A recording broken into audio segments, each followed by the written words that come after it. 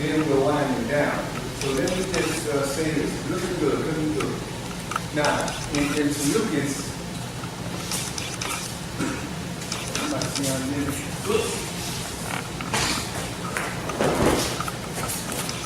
What about if somebody's choking you? Now we know when we watch television and movies, sometimes I gotta think about the book. But if somebody's choking you,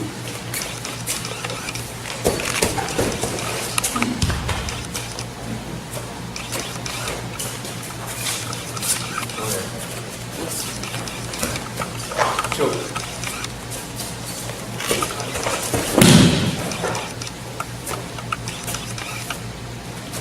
All we're doing, this is pollution. This is off balance. Anytime the head goes past your feet, your balance is broken. So if he's leaning toward me,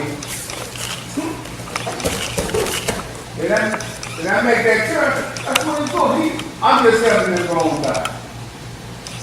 Okay? Another way, I'm gonna have to get to work. This is one, this is the other. Choke.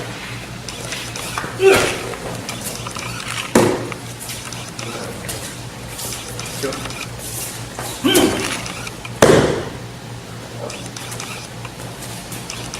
Very simple. So we're going to form the center. Breaking that off. The third one is the stretching one.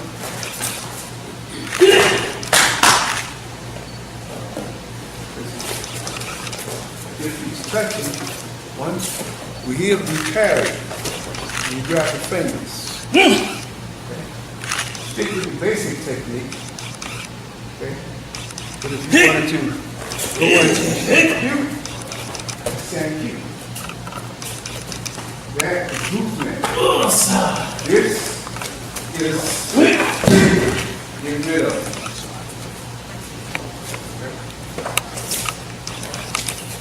Three techniques. Everybody, don't worry about the last one, but do the part. When you choke it, we'll come around.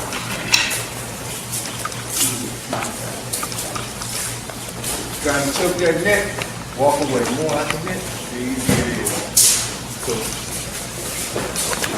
and I don't be grabbing I want you to make it start. If you do your part, as soon as I commit, soft like that, you're not doing something good. as soon as I commit, go with. Come on. I'm making that move. There you go. I mean, You can know. trying to choke you, right? So the more I commit to it, the easier it is to turn the other way.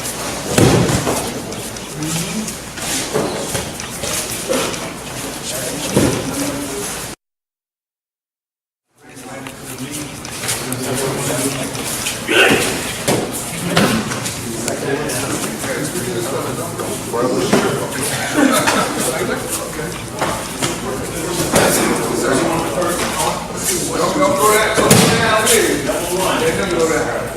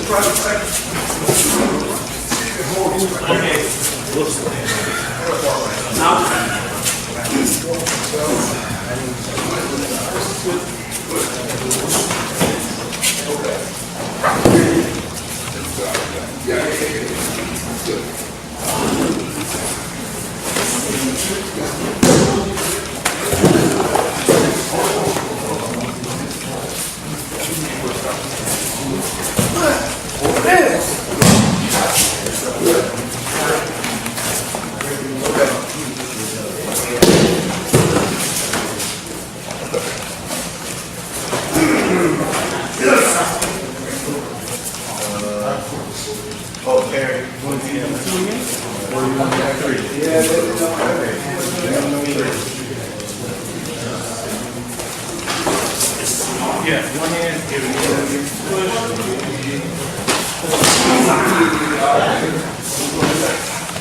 Put one hand down. Go down.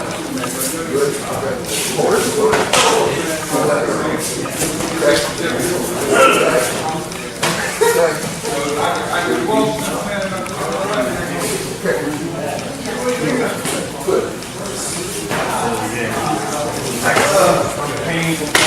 All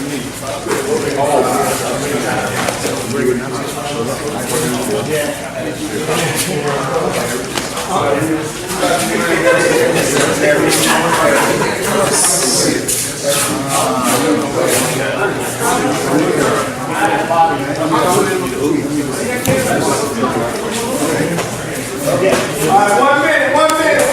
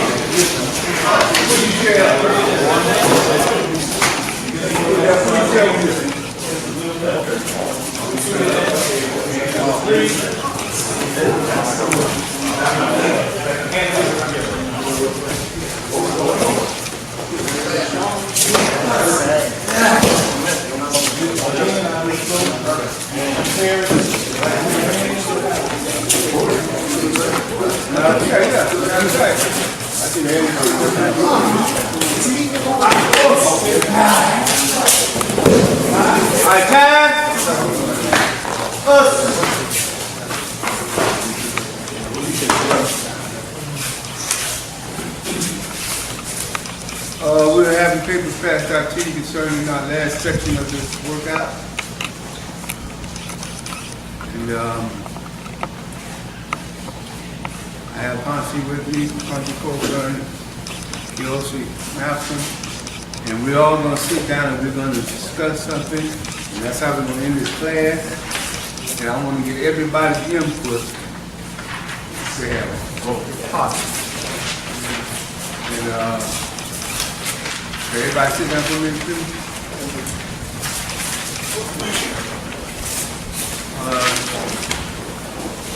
Is she on out and on the chair? I'm good. You sure? Yes, sir. Since they're saying, how you feeling? Huh? You got shit. Oh, okay.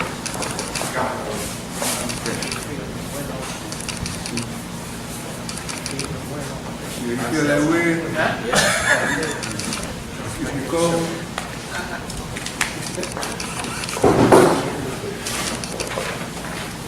Okay,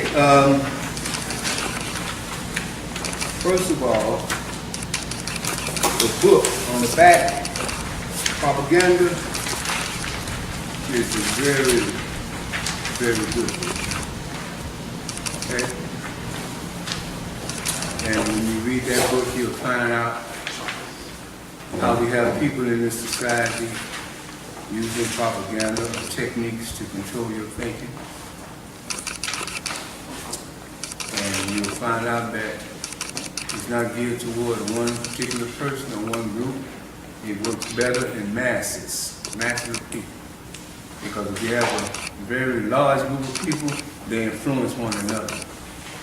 So all they're trying to do is influence one person, then the whole group get influenced. So I think it's good for martial arts to have some understanding about things that goes on.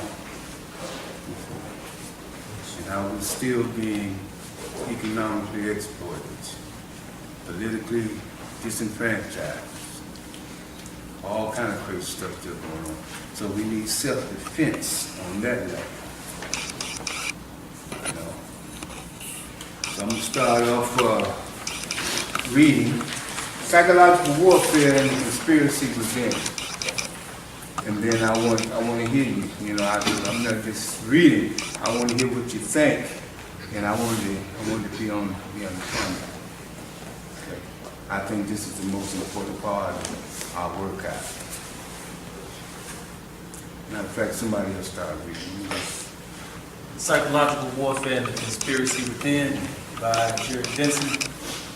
Psychological warfare is the use of propaganda, threats, and other mind-manipulating techniques designed to mislead, intimidate, demoralize, or otherwise influence the thinking or behavior of an opponent, in this case, the American people. The word propaganda can be defined as information, ideas, or rumors deliberately spread widely to help or harm a person or group, movement, institution, nation, etc. Now, if anybody have anything they want to say on that piece, then you can say, I have something I want to say to that. So we're going to read the section, let the other person read, and we'll get into the real discussion. All right, somebody else read the other part. I often remind myself of America's Constitution's guarantee of life, liberty, and pursuit of happiness. But how can these qualities truly exist for an individual or a nation of people when the mind is programmed to work against the individual or nations of people? Case in point, there are an estimated 10.5 million alcoholics in the United States or the U.S. and an additional 7 million problem drinkers. Approximately 1 million are said to be teenage alcoholics. My question is this: could this be just a tragic mishap, or is it all by design? Could it be that the youth of America is of a Yeah, there's look like there's a little typographical error there. Yes. mishap is all by design? Could it be that the youth of America is of a conspiratorial campaign to demoralize them to a level lower than the beast of the field? According to the National Council of Alcoholism, this 79 billion a year industry is either directly or indirectly responsible for an estimated 97,500 deaths a year, consuming 15 billion a year in medical expenses. In 1983, draining 117 billion out of the economy in lost productivity. Okay, somebody else read. I would like to say though, in regards to the American Constitution, when it was written, it was only written for a certain group of class of people. The slaves, it was not written for them. They were considered two-fifths of a human being, three-fifths of a human being. So in that regards, you know, that's one thing we have to understand, because when they make these laws, they don't have certain people in mind. So those who enfranchises, we have to keep that in mind so we know how to navigate and deal with it.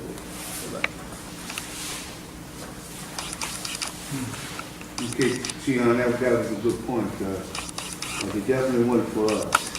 And we still wondering why black folks double up and down on 4th of July, Independence Day. Somebody read. How can such a deviation be legally sanctioned in a so-called civilized society? Has the government, with its hands-off approach, subconsciously entered into what can be described as a conspiracy with the alcoholic beverage industry? Somebody else read. Do we have any comment on that? You got a comment? I do. Yeah. Had it been a group or someone of brown persuasion effectively killing 97,000 people a year, they would be put on the terrorist watch list, and you would be having a war against that. And any type of conservative economist would surely see the despotness in $15 billion a year and $117 billion in 1 year, and lost productivity. That was back in 1983. That's what, 30, 40 years ago? Yeah, well, you know it's worse now, right? Oh, yeah. Much worse. That's an old article, Yeah, but we can say that it's worse now. I can see the hypocrisy in what we focus on, and how you say the propaganda has made us focus on other things, and when they say certain things, I can just say you're lying because you don't have anything to say against this particular industry, because they have enough lobbyists paying for your vacations in hotel rooms and whatever. You see that? Now just keep in mind too also that as far as people getting busted for marijuana, sometimes you can have just a little cigarette. And that was before they came out with the legal now. And they would arrest people. And mostly people that were getting arrested going to jail were black people. And what they would do to show you the economic exploitation, they would tell you, well, listen, we're going to hold adjudication, but you have to pay $300 to get into this program. So you have to pay $300. So they robbing you right there. And then even if they hold adjudication, that's still going to be on your record. When you're trying to go to the military, you get a job or do whatever, they're going to see that. No, well, I didn't go, no, brother, that's a bad mark. Okay, so we know that this system is corrupt, and we got to be aware of that and understand that the taxpayers are being jilted out of their money all the time, because when you send somebody to jail or the prison or the police got to go take a deposition, he gets paid. Taxpayers pay that. Yes. One thing that we also, right now, we have this whole thing with this heroin epidemic that's going on. I think Boca Raton is probably, since they did probably know more than me. But, you know, what we got to be reminded of, the understanding is that back in the 80s, when they brought in crack cocaine from Central America to the major cities that have mostly African Americans in it, CIA did that. And when they got a whole bunch of black folks hooked on that stuff, then they started, we're going to go war on drugs. But now we had a lot of people who are Caucasian who are getting caught up in this heroin epidemic. Oh, it's a disease, it's a problem. So we need to have medical treatment. You know, we have them on 60 Minutes interviewing their parents. And now we need to, you know, put aside $24 million just in the state of Florida alone for treatment. For treatment. So for them, when they get on drugs, they get treatment. We understand it's a disease, it's a problem. For us, we're on drugs, put them in jail. Put them in jail. Yep. So we just need to understand, you know, what Sensei was saying, I heard Sensei say before, the worst thing is you could be in a fight and not know that you're in one. That's right. A lot of black folks, we in a fight. You know you in it. every day. So information is just so you know you in a fight. But I want you to keep in mind what the words of Son do. You know your enemy. See, if you know your enemy and yourself, you have a chance of winning everybody. Right. If you know your enemy and don't know yourself or don't know your enemy, Exactly. you have a 50-50 chance. Right. You see. But if you don't really know yourself or your enemy, you're going to lose everything. Yeah, absolutely. And we have unseen enemies, because there is a conspiracy going on, and in this country and abroad, the people are being used. There is no democracy. You know, if you look up the word plutocracy, you will find that it means government by the rich. Yeah. So the poor people are running this country. It's the people with the money and the big corporations that's running this country. You see, because there's no way that you can be hooked on cigarettes and alcoholism without them promoting it, you understand me, with their, what's the word? Propaganda. Propaganda. Yeah. Advertising. That's it. So that's why we need to try to awaken people's mind to what's going on, because every time I see a brother with a bottle in his hand or something, my father was an alcoholic. And alcoholism takes away your manhood. And I'm not talking about physically, I mean as a person who's supposed to be doing certain things and responsible. And after a while, you're not able to redeem your dignity. So we don't need to be going to someone's house and we do a lot of things that the Caucasian do. Hey, come on in, have a drink. All those soap operas, that's mostly what you, hey, you want something to drink? You got a nice little bar in the house. And it's killing people, left and right. Let's read the next one. He has something to say. John, I just want to say this, is because I think part of this prison problem is because we have private run prisons. And when Obama said, let's get rid of these private, because the judges, I don't want to say all judges, but I think judges are getting paid to put people in prison for things they get probation. No, because they're private. They're getting paid from the government. And all these guys are just, we have these prisons, they're sending kids to 6 months a year to our prison. Yeah. And then they just say, and then they just keep on filling these prisons, because everybody thinks the prison is more money for the people that own the prison, not the state of Florida, or Nevada, or I think it's something like $60,000. Private prisons that are just killing us, because they're putting kids in there that's a good point, that we shouldn't. Putting the babies in prison now. And when I worked in the jail, I saw kids 17 years old in there, and they were in jail with 40-year-old guys. Oh, yeah. You know, and I'm just saying, it's like a PhD for criminals when they put these young kids in there, and then they get all this stuff by these guys that are career criminals. But it's the private prisons that are starting that have made millions of dollars, millions of dollars on our money. It's our money. And Obama tried to stop it, and Sessions and Trump want to keep that crap going on. Thank you, John. All right, let's move on. Slide read the next. We have conspiracy combination, or a confederacy between two or more persons form the purpose of act. As American citizens, we have the right to freedom from physical or mental interference. We have the right to freedom from being improperly introduced or persuaded to do something or not to do something by someone's trickery. Our protectors have a legal duty or obligation to conform to a certain standard of conduct that protects us from unreasonable risk. If mass-scale campaigns against the preservation of human nature are allowed to exist in this country, how can we, as American citizens, as human beings, not be an unreasonable risk?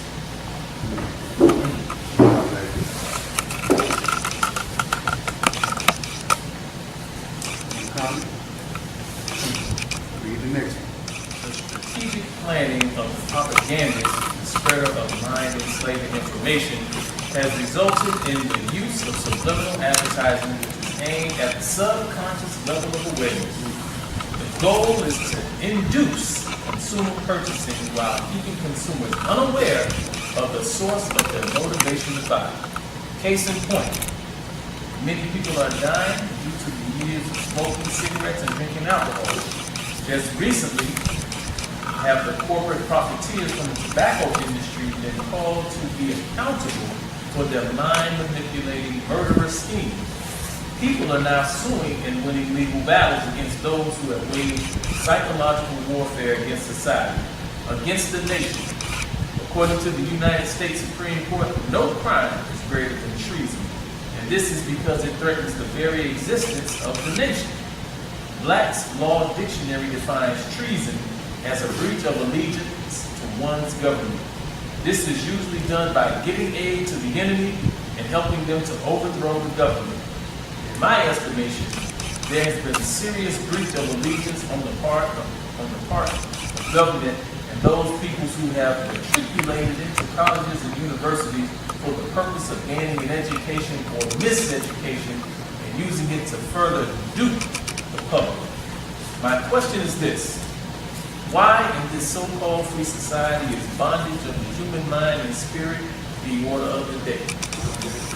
And I would like to say, in reference to that propaganda, the advertisement, they spend billions of dollars a year on advertisement, and as since they said earlier about the techniques getting the subconscious mind, in the advertisement, everything goes into the subconscious mind. You don't even have to be paying attention to it. And as we know, advertising and everything, they sell it with the females or children. And when you go to buy a product, you don't even think about, you just, whatever you see, it comes to your mind. The stuff that you have been seeing for program. You see Pepsi commercials all the time, you want some to drink, you go in the store and man, and even the colors. Just to look, I used to drink Pepsi all the time. When I stop, when I see a can, the color just made me want to drink. So, we have to be careful about the things we're putting in our minds. No progress. No struggle. No progress. Eye to eye. Heart to heart. Each one. Teach one. Continue. Good. That's just me. Don't let it out, just say.